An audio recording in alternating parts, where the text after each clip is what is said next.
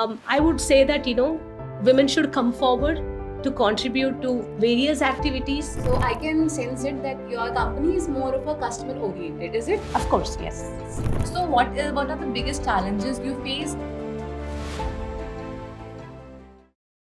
All right, welcome to Business Matter podcast, and today we are having Miss Cynthia Jones from ECDS, and we are going to know some sort of insights of a company. All right, so first I would like to welcome you here. Thank you, and How are you feeling? I am excited. All right. So, just a couple of questions I want to ask you. The one is, how did you secure your first customers or clients?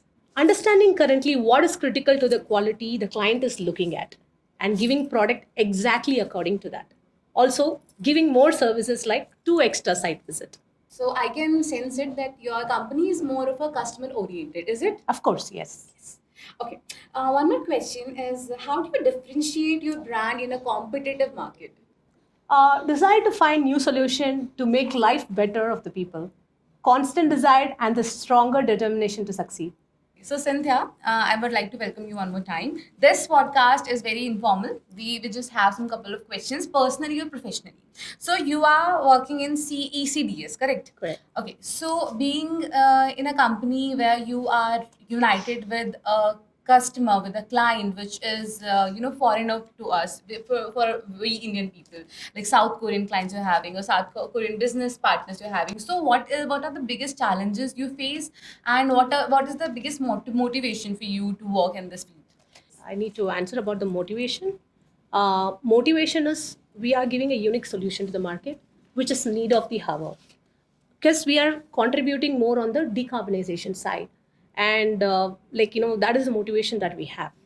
Challenges is there is a huge sort of understanding that customers have, right? So they don't understand what decarbonization is, right? So that is a big challenge that we face, and we have to educate them first to even position the product.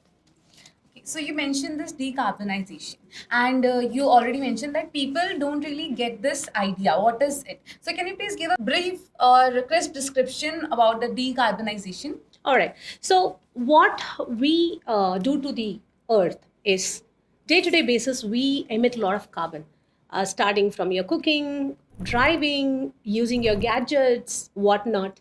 So this emits a lot of carbon, and technically it pollutes the environment and ended up in the global warming, right? So it is actually completely polluting the environment.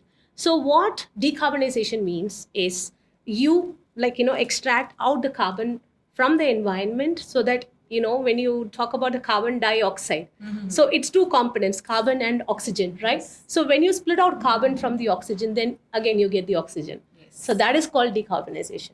Okay, okay. And one last question. So I can perceive this from your personality that you seem to be very independent, very self created woman. So is there any advice or anything you want to give to the women who are watching this podcast? On what regard? Like in career wise, what should be their motivation to work in this industry where you are, because right now every person has some different interests, but nobody thinks about the carbonization, the environmental factors that we are affecting day by day. All So right. you are in this industry, so what do you want to say to the women who are watching this? All right. So women should think about decarbonization, because charity starts at the home. Yes. So you need to educate your kids, of course, your people at your family about the decarbonization. And right now it has been mandated in the education. So even kids learn about it, how to do the, what is all about decarbonization. And they have a fair bit of understanding of it, right? So I would say that, women should come forward to contribute to various activities, understanding the decarbonization goals, and also understand what are they doing to the environment, right? That is more important than giving the solution. So initially, to prevent or reduce the carbon, technically it is not possible in the day-to-day life, but then to understand how we can reduce, or how we can contribute to that by giving sort of growing trees, or like bringing some natural initiatives. On top of it, of course, you have to go for our products as well. It is very unique in the market, right? So it does the work of a tree, that you cannot plant trees everywhere. All right. Thank you so much for this wonderful podcast.